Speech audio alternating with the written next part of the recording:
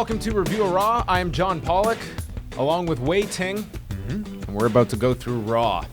How are you? Not bad. How are you? What do you think about Cincinnati, Ohio? Did you have a more pleasurable thought of Cincinnati than Kevin Owens did on Monday night? I didn't even know it was in Cincinnati. Not until he brought it up? I just kind of blank out on the city. It means nothing to me. Well then.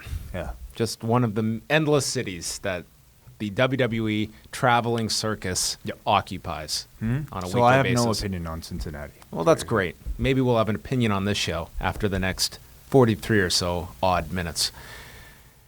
Raw on Monday night took place from the U.S. Bank Arena in Cincinnati. And to start off the show, Rusev was already in the ring, all set to go when Roman Reigns came out, and you would have thought that Donald Trump himself marched out here. It was just anger towards this individual coming out with the United States title in the heartland here.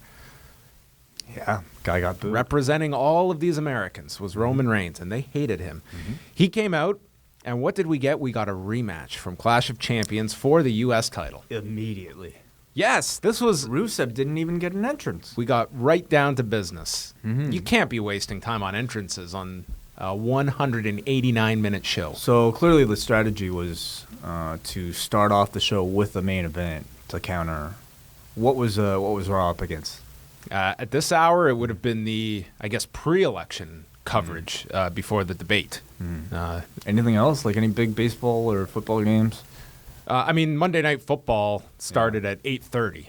So, I mean, you do have that half-hour jump on NFL. So this was their unopposed, basically half an hour. That they Somewhat. I feel if you were dedicating your evening to watching that debate, I think you were probably taking in a lot of the coverage. Right. I mean, whatever they did tonight, I think it was going to be futile. I mean, this number is probably going to be amongst the lowest in history on Tuesday, and I don't know what you could do to combat that. The fact that they didn't even give Rusev an entrance, though, I mean, suggests to me that they really wanted to get this thing started immediately. Well, maybe they thought the first thing people see is Rusev coming out. They just can't give people that visual. Yeah. Did this feel like a throwaway show to you, or do you feel that this was a show like any other? Well, I'll say the main event. I say the main event definitely felt like a throwaway main event. It wasn't even really promoted until it actually happened. So, I would say this felt like a throwaway show. So this started off as like Rusev and Roman Reigns playing amateur wrestlers. We had Rusev utilizing a front chancery and cradling Reigns, and Reigns coming back and applied a hammerlock, headlock takeover, even kipped up out of a Rusev head scissors. And then Rusev starts working on the back and later the ribs of Reigns, playing off of their match from Sunday night. A fallaway slam sends Reigns to the floor through the first commercial break. Rusev continues working on the back. He hits him with a pair of gut-wrench suplexes. And as Rusev is in control of Reigns, this hateful crowd towards Roman Reigns starts clapping, hoping that Roman Reigns can make this comeback. And then as he breaks free of Rusev's control, it was like they remember, oh yeah, we hate this guy. And then they went back to booing him as he completed the comeback that they were cheering him on for. So I felt this crowd was a little mindless at times and almost forgetting, what's our opinion of this guy again? Because I'm getting into him. Yeah. It's a really interesting thing with Roman Reigns, where I think they've conditioned these audiences. I mean, I don't know if they have done it, but various audiences reacting to Roman Reigns the way they have conditioned everybody else to boo Roman Reigns upon entering. But the way they structure these matches, he is still playing the babyface with all these hope spots. So it's very interesting. Way they went through a second commercial break. Then Reigns was using headbutts off the turnbuckle, a flying clothesline. Rusev landed with a spinning heel kick. And then Reigns runs into a Rusev kick. This got a 2 count for Rusev. And then Rusev kicks him. And right on the spine, he goes again, setting up the accolade when Reigns catches his foot, comes back for a Superman punch with a 2, sets up for the spear when Lana gets on the apron to distract, but again, Reigns catches Rusev, pair of drive-bys on the floor, and then he takes Rusev and, as Michael Cole says, sends him into the WWE Universe. And then Reigns followed him into the WWE Universe, and the double countout was administered after 25 and a half minutes. Man. I thought this was a better match than Sunday until this finish. You put this audience through 25 minutes for a double countout. I don't care if it's free TV. That is unjustifiable. I felt so tricked, like, by the end of it. And did you like the match before? Because I thought this was better than Sunday's. I just didn't have that much interest. I think the match was fine. Actually, I enjoyed the fact that they worked a slower paced, more technical match. And even Corey brought up here that, these guys are able to be a bit more technical, so they're putting less stress on their bodies immediately following the pay-per-view, which I really don't mind at all. First of all, it helps. It's a benefit to the performers, but it also gives me something different to watch, to see these guys try to perform a different style than what I saw last night, just less than 24 hours ago. So I actually didn't mind the match. I thought the match was good. But, I mean... unforgivable. The finish... Again, it just reeks of them wanting to try to get as many people to watch their program by putting these two people on their screens for as long as possible. And then, we got you. Psych. Boom. Here's a non-finish so that you came to us, maybe boosted our rating for this half hour, and then now you can go. It just felt like false advertising. And again, whatever. It's not even that. It's pro wrestling, so they could do whatever they want. But at the end of it, I felt like I was tricked. Now, the next Raw pay-per-view is at the end of October, and it's Hell in a Cell. And this was a finish that certainly lent you towards something like that. Mm-hmm. And I don't know if this was a program in mind when you're thinking of cell matches. Do you think that is what this ultimately builds to? And does this go another month? Yeah, I think Cole was really reminding us that this feud is continuing. He was heavily hinting that this is not over. So that seems like a logical conclusion unless they do the main event in the cell. I think there'll be multiples, but maybe the women won't have a cell match because that hasn't been really in that direction. You had the run-ins with the title match on Sunday, and then this. These could be two of those matches, maybe they'll do all cell matches right down through Nia Jax and Alicia Fox again. To me, I don't sense that much interest in the feud anymore because, like, what story is really what story is left to tell here? The hero triumphs. To me, the story is over. I didn't think Rusev really did enough here to regain his heat. Maybe Roman becomes a Hillary supporter. And he'll be further disenfranchised from a segment of the audience while endearing himself to some. What about Rusev? Who's he voting for? Oh, he's Trump. Really? He would have to be. Or maybe he's just, maybe he'll go Gary Johnson. Maybe he's a third-party guy. Okay, I don't know. We'll let Brian and Nate weigh in. You're asking me, like, if a cell is warranted for this feud?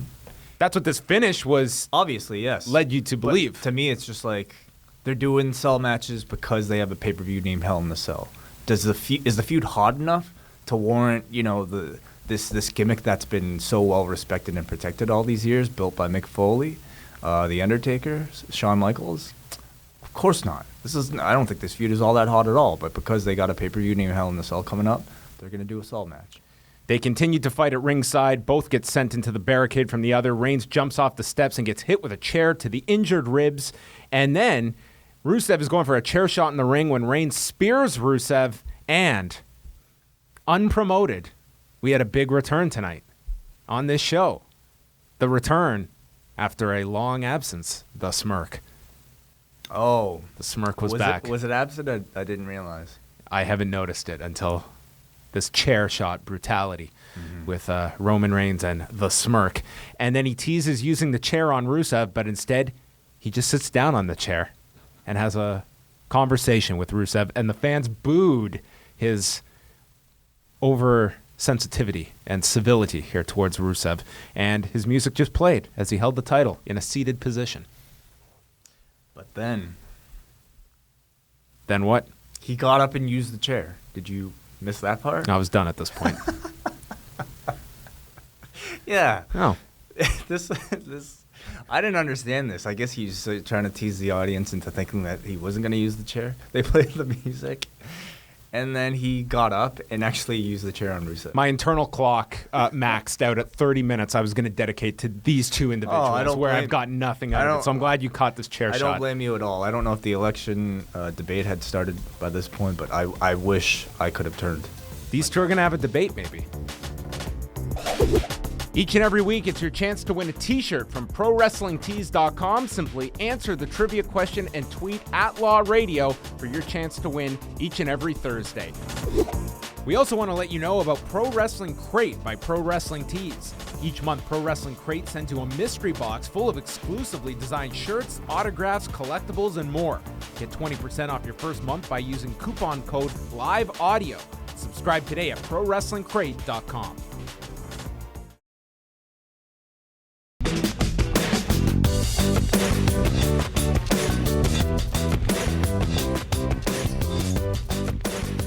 Mick Foley is in the ring after the break to address the Best of 7 series and says how the series ended in a draw.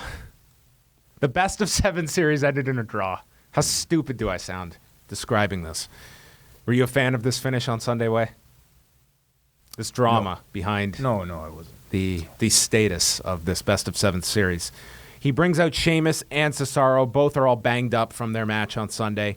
Cesaro, Graves described as a mummy. He was just full of tape up here. He looked like Kazushi Sakuraba towards the end. Sheamus tells the crowd to shut up, and Cesaro says, "Why don't you tell them one of your Irish jokes if you want them to be quiet?" Of which this was met with silence. And then Sheamus says he was more physically dominant, and therefore he thinks he should win. He should win on aggression and ring control. Oh, yes. Yes. When effective striking and grappling are equal, that's when you defer to aggression and control. Actually, then he might have been screwed by the judges. Where were those TNA judges for this match? Yeah. So they are both through with one another, they say. We're done. I'm so over you.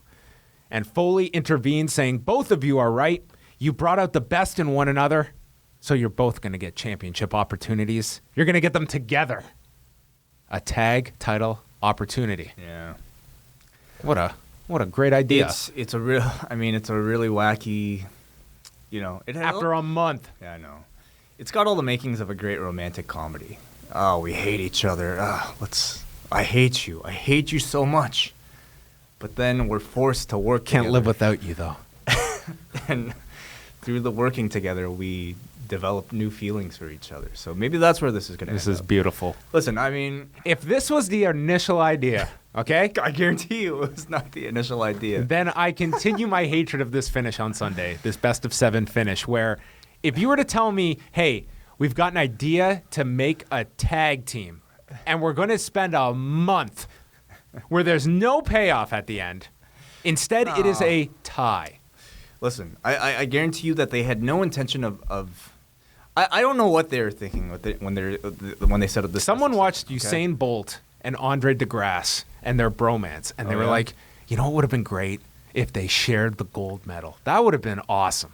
I don't know about that reference. That was anyway. But these two, I actually like what they're doing here with the tag team because, let's be honest, this might be the best case scenario for these two. I don't think they were serious with either of these guys getting a real world title opportunity. You know what I mean? No. If you had Cesaro or I'm fine with them as a tag team. It's really. But you asked people to follow this for a month. Yeah. And you got nothing out of it. We could have had a winner and still gotten to this tag team.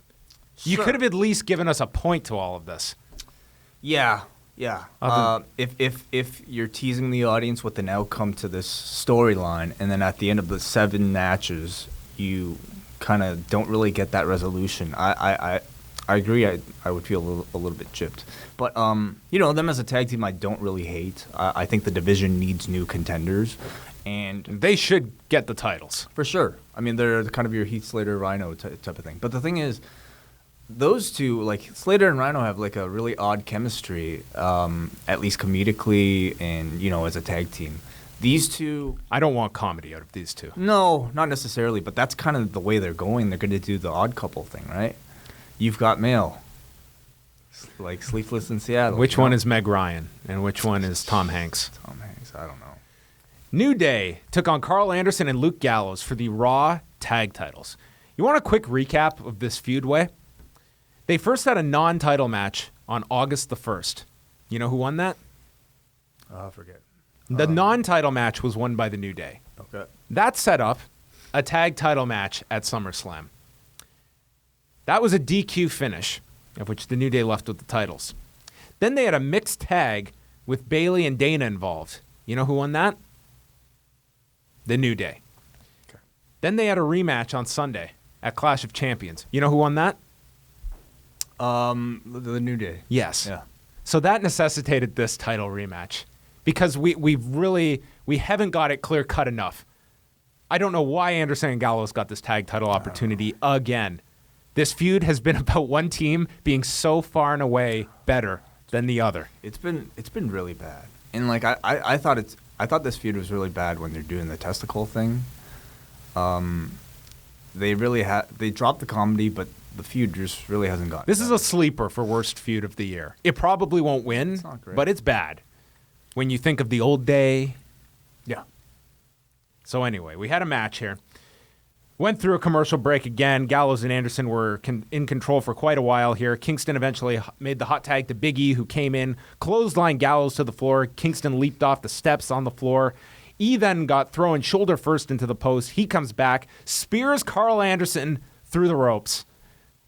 After that, Sheamus near death on Sunday night. I can't believe this. This is still allowed. This Big E spear. Yeah, he likes doing it. I don't know why. They hit the midnight hour. Gallows broke the cover, and then Gallows grabbed Kingston, threw him into the steps, and this was Kingston's chance to nearly die because he did his best impression of Paul Felder, if you watched the UFC show on Saturday night. I would have said Muda, but... That too. Sure. Yes. Anderson hit a reverse neck breaker from the top. They set up for the Magic Killer. Kingston saves, and he is just a faucet of blood coming out. He must have just hit these steps with all the fury of Luke Gallows, tossing him here. He ends up hitting the Trouble in Paradise, pins Anderson. The amount of blood coming out of Kofi Kingston. He got blood on everybody. He was a mess. Yeah. He was just a mess from this step shot. Leaking everywhere. This feud is done. And I don't know what happens to Carl Anderson and Luke Gallows. Are you sure this feud's done? Oh, you're right. Why would you say that with any They probably certainty? get a title rematch next week. Who else are they going to feud? I mean, okay, Cesaro and Sheamus, I guess, now, but, man. Anyway. Review Away returns this Friday as Wai Ting and I will be going back and looking at Vince McMahon's initial heel run in the Memphis territory in 1993. We will go through all of Vince McMahon's appearances during this time period involving Jerry Lawler, the Hart Brothers, and much more. It's a fun edition of Review Away going back to 1993 Memphis on Review Away this Friday at liveaudiowrestling.com.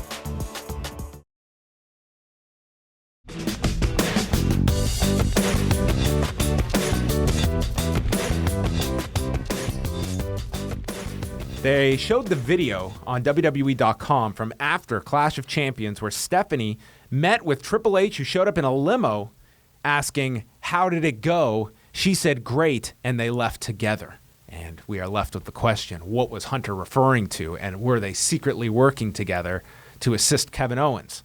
And then we got a replay of the super gutbuster that injured Rollins' ribs, where he had to go undergo x-rays earlier in the day, and he has not been medically cleared to compete tonight.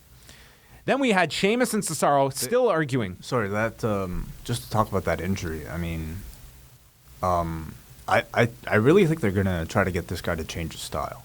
And not to say that spot... Rollins? Yeah. And not to say that spot was even his fault, but I think now it's just like... He's already been under a microscope, you know, for Balor, for all these other things. But I think this will just kind of force him to make sure he doesn't get injured again. Because what if he's out? They invested all the storyline into him. Yeah, I mean, this one really was not his fault. Mm-hmm. But you're right in, like, I watched this guy, and he is just testing his knee for all it's worth. Mm-hmm. I mean, the amount of dives he's doing, I mean, you're right. If you're just thinking from a purely selfish standpoint, if you're the company, it's like, dude, you getting hurt is going to mess up a lot for us, lest we forget about your own health. Mm-hmm. But anyway, didn't work the show tonight, but did appear. So Sheamus and Cesaro are arguing when Mick Foley walks in. And he puts over their match from last night, stating he was watching it with Arn Anderson and Michael Hayes, and Mick Foley had tears in his eyes watching this match. So did I during that finish. And says they stole the show. and he can't risk either of them in an 8th match. He won't lose them. He can't risk Remember that the next time. If these two never have another singles match on Raw that Mick Foley books, I will applaud them for this. But I do not believe that these two will never, ever, ever have a singles match again because of their well-being. So he puts them over as two of the best who could change the face of tag wrestling and create magic. And I know that Mick Foley credits DDP Yoga for a lot of his weight loss. I never want to play Twister with this man because clearly his flexibility is incredible because he bent over backwards trying to get this finish over from last night 100%. And the negativity that attached itself. Mick was very upset at people complaining about this finish.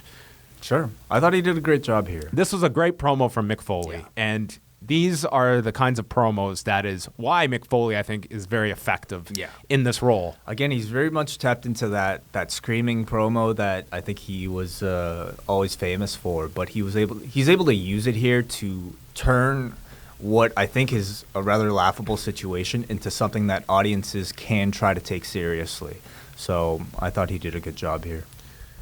Bayley took on my new favorite member of the roster, Anna Fields. Why? I don't know. Maybe it was just the way she was shaking her head in disgust at Bayley's entrance. Anna Fields here attacked Bayley at the bell, was on offense early, then Bayley made her come back. She hit a sliding D, an elbow in the corner, belly to Bayley, and pinned Anna Fields in 2 minutes and 6 seconds. Maybe it's the name. Anna Fields. I like that name too. Yes. Anna Fields. Yes. And then Tom Phillips interviewed her afterwards, and Bayley says, Charlotte and Sasha proved why they are the top 2 women last night, but we'll meet again. I'm just getting started, and I won't stop until I'm hugging that championship. She is the Snapple of the women's division. To what? Snapple to? She's born to be number 3. What's 1 and 2? I think they meant Pepsi and Coke back in the day. That was their advertising campaign. But one's iced tea, the other's soda. I think Snapple felt it was all under the same umbrella. What? Correct me if I'm wrong. I thought Coke owned Snapple. Don't they? This was a campaign from like 20 years ago. Snapple's number 3? If my choices are iced tea or Pepsi or Coke, I mean, I wouldn't even put those into the same category. I don't think you can consider Snapple the 3rd. Okay, well, let us know, folks, on Twitter. I would say in terms of iced teas, they might be. Where does Snapple rank? They might be number 1. Okay. Would you put Nestea above Snapple? That's the great thing about this country, Way.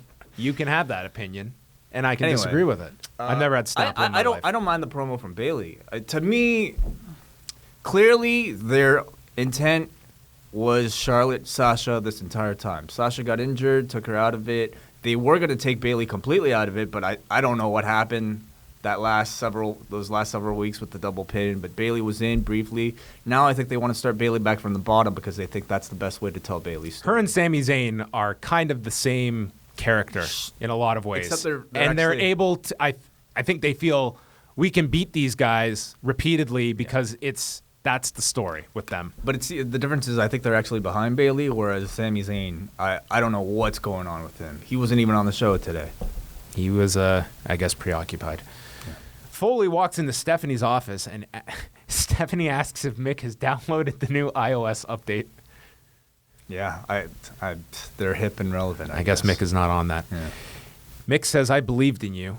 And then while I was backstage checking on Sheamus and Cesaro last night, the main event falls apart, and Stephanie just happens to get a replacement referee right at the moment when Owens is recovering, and Owens gets the win. Then she meets with Hunter and says how Hunter asked how it went, and she said it was great. Stephanie just looks at Foley and says, Hunter missed the pay-per-view because he was watching the NFL. No, he was flying and wanted to know how the show went, and she said it went great, except for the main event.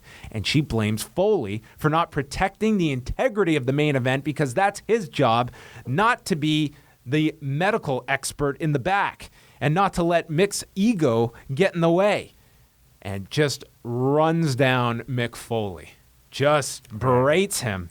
And Mick, this was the Joseph Benavidez, Henry Cejudo angry interaction where Joseph What? Benavidez goes, "How many times have you signed on the dotted line to fight and not showed up?"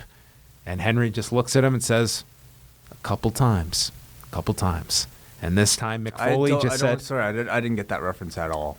"Oh, was that they were the from? coaches on The Ultimate Fighter, and Henry okay. Cejudo has missed weight a few times, and they were talking trash at one another, and Benavidez just cut him off, saying, 'How many times have you signed on the dotted line and not made it to the fight?' And Henry just says, 'A couple times.'" So Benavidez says, "So you shut your mouth until you show up at our fight at the end of this season." See, I don't know. I think I would have enjoyed that more than this because I think the intent... Mick, it was a much better promo than Henry Cejudo. No, I think the intent here with this scene was to once again have Foley be convinced that Steph was telling the truth. But the way it came across, it just felt like Steph was yelling really loudly, and so Mick cowered into the corner and shut his mouth. He said, "I was out of line." And Stephanie said, "You be a businessman and go protect Rollins when he shows up from himself." I mean, as a promo, Stephanie was fantastic here. But I feel that What's the purpose? I Did think she the- achieve the purpose? I think the purpose is that the payoff at the end of this will be Stephanie is totally messing with this guy Of and is course. working with Hunter. Yeah, of course. And Mick will be proven right But at the the end. thing is, though, like, I didn't think Steph sounded like she was being sincere and telling the truth. I mean, I guess, like... I thought this was a plausible defense of Stephanie. I guess so. I didn't mind this, to be honest. I know we get on Stephanie when it's... I don't mind Mick Foley being in this role. And I feel that this is a larger story that you are at least conflicted of whether you believe Stephanie or not. So I did not mind this. This was, to me, a plausible defense Stephanie made. I guess- She was the one being accused of being in the pocket of Triple H here. But I guess he I- questioned her integrity. Yeah, but I guess I just didn't find myself all that convinced. I feel like they've hit Stephanie's heel character too hard now at this point. And Mick Foley not seeing that just to me makes Mick Foley seem a little foolish. There's some of that if it turns out he was right all along. But I think the fact that Mick is questioning her, he is on to this. And anyway, I didn't mind this that much. You can check out The Law's YouTube channel at youtube.com/liveaudiowrestling. Subscribe for all of your free videos, including Ask Away, interviews, and much more.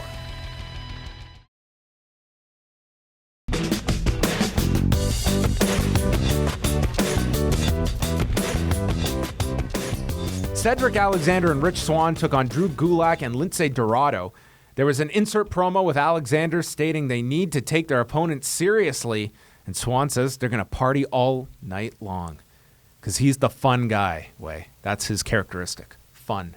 These guys have, what, like 2 lines to try to get themselves over each week? So this is about as much as you can expect. They aired portions of Gulak and Dorado's CWC video packages. Dorado, who I thought looked okay in this match, did a cartwheel out of a Rich Swann head scissors attempt. Gulak and Alexander go to the floor, and it led to Dorado hitting a moonsault to all 3. They went through a break. Alexander and Gulak are in.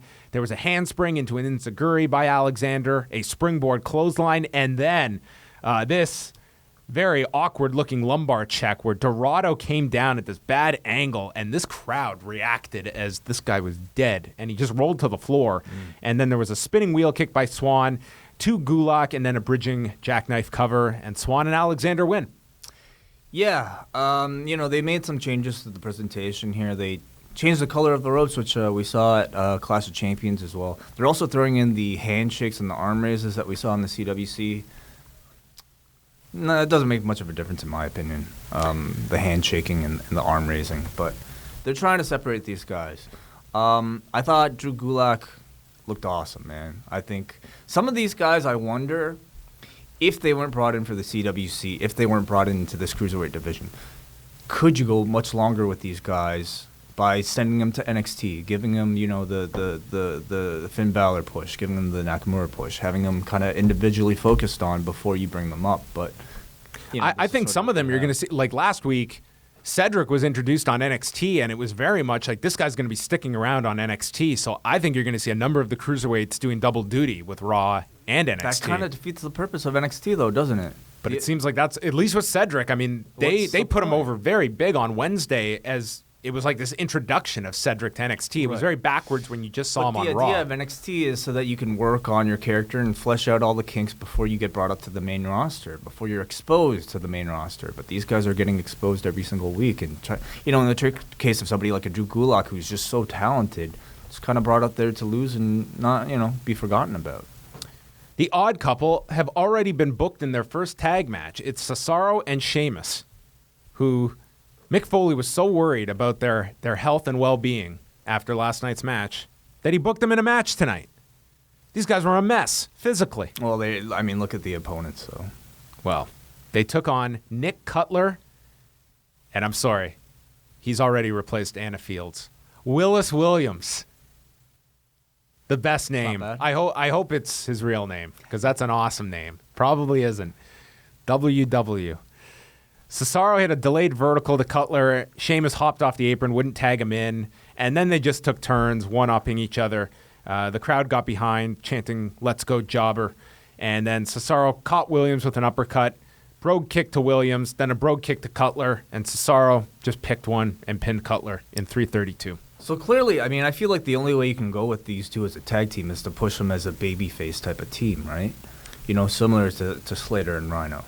Cesaro's not gonna get booed, But I just, I think it remains to be seen what their chemistry is like. I suppose as a tag team, not just in ring, but also like. I actually think they could be a pretty good tag team once they get past all the Odd Couple stuff. I didn't really get into this at all with the stupid we can't. I think we've also done the Odd Couple stuff to death. Mm-hmm. That I feel once these two just start working together, they could be a really great team together. And I think this is a better role for Sheamus in a tag rather than as this aimless singles guy that's just. He hasn't clicked as a singles guy, as a heel or a babyface. But they will have to find some chemistry as personalities, in order to really get over, especially as champions. Well, maybe they will go explore cities together. They can do some vignettes as tourists. Yeah. Lots of great ideas out there for them. Sunday night on The Law, we will have a full rundown of the TNA Bound for Glory event, which is going down from Orlando, Florida. Plus, we will be joined by Mick Foley, taking your phone calls, and much more. It's The Law, Sunday night, midnight Eastern on TSN 1050 Toronto, 1410 Vancouver, and listen live at liveaudiowrestling.com.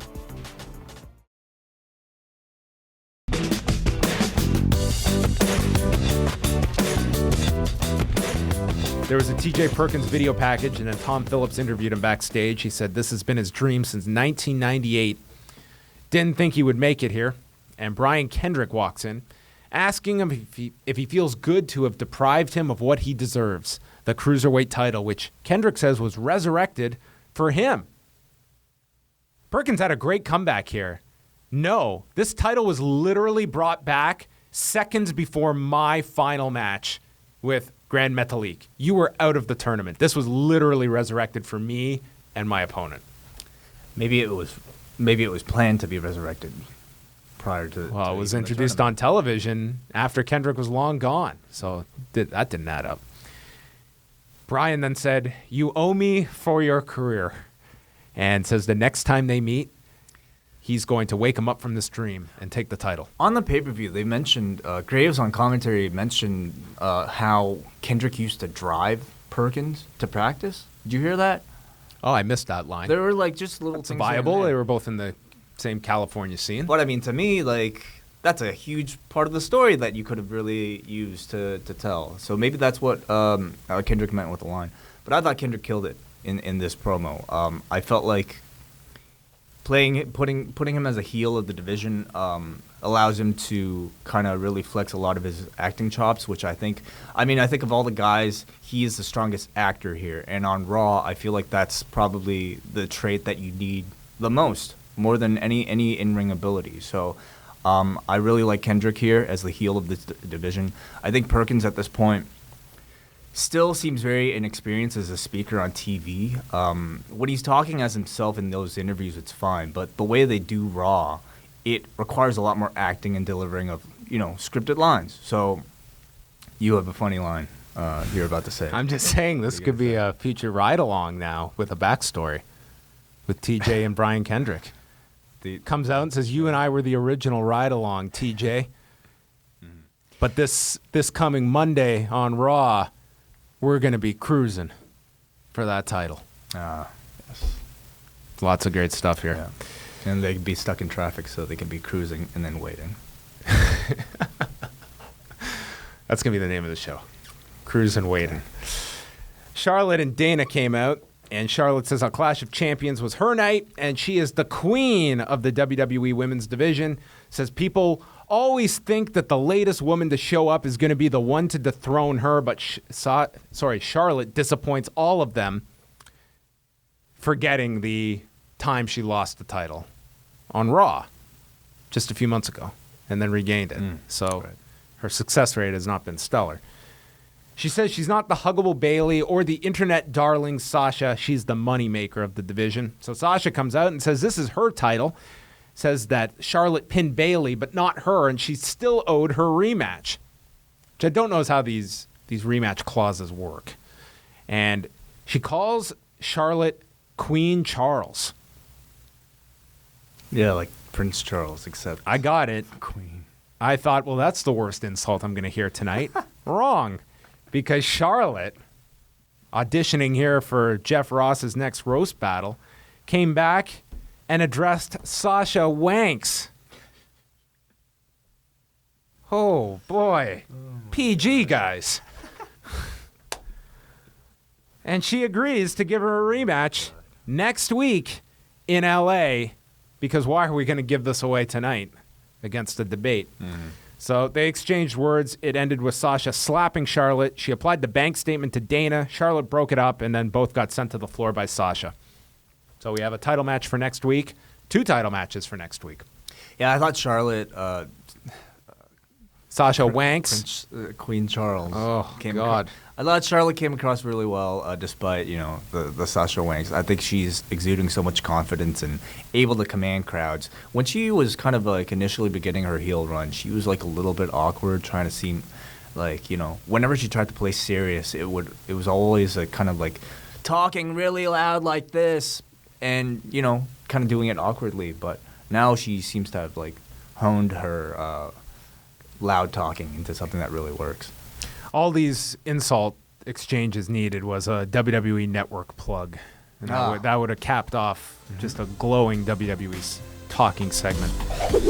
For more of Wai Ting and myself, you can catch Review of SmackDown each and every Wednesday morning. Simply go to liveaudiowrestling.com or subscribe for free to Live Audio Wrestling on iTunes.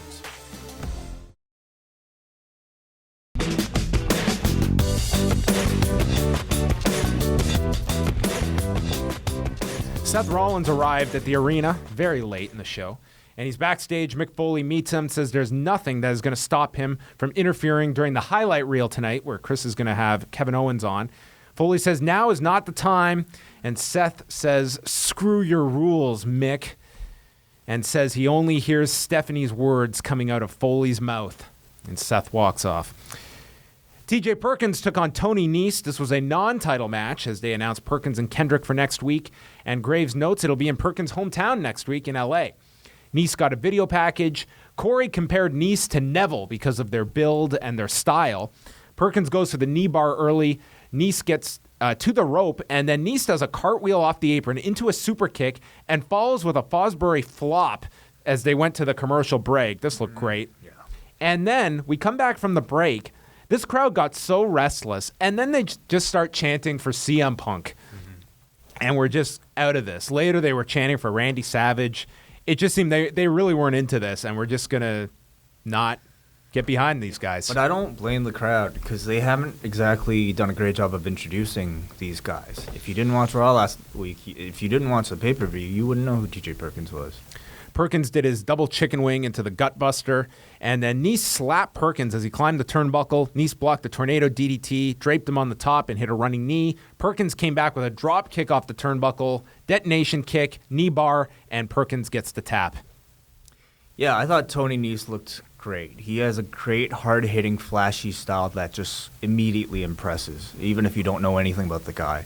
I think Perkins is just very charismatic in the ring. I like his entrance, too. I think it's unique. I think he needs to maybe stand out a little bit with his look. Definitely needs a lot of work in terms of his talking ability on TV. But, I think he'll get there. I think with the amount of spotlight and pressure they're probably putting on the guy, he'll get good really fast. It's a feature for Hispanic Heritage Month on Pedro Morales, and then the highlight reel. Chris Jericho comes out with the list of Jericho, and we got a video response from Ashton Kutcher and Danny Masterson. They're coming to Raw next week. Okay. Great. Awesome. So they are best friends. Yes. Evidently. Yep. They're proving us wrong. Jericho calls it the most anticipated highlight reel ever and mentions Ashton Kutcher threatening him. And now they're both on the list. Gets upset at the cameraman for shooting him from the incorrect side and adds the cameraman to the list. Makes fun of Rollins getting hurt, saying he's never been hurt in 17 years while Rollins has been here a year and a half. Owens comes out, hugs Chris Jericho, and Jericho notes that this is the 6500 Jeritron 5000. It cost $6,500 5 years ago. I could have watched these two go an hour together. He says how Owens is the epitome of the champion. Owens did not wear a suit because this is Cincinnati, the same city that spawned a car wreck like Dean Ambrose, who he calls a bum.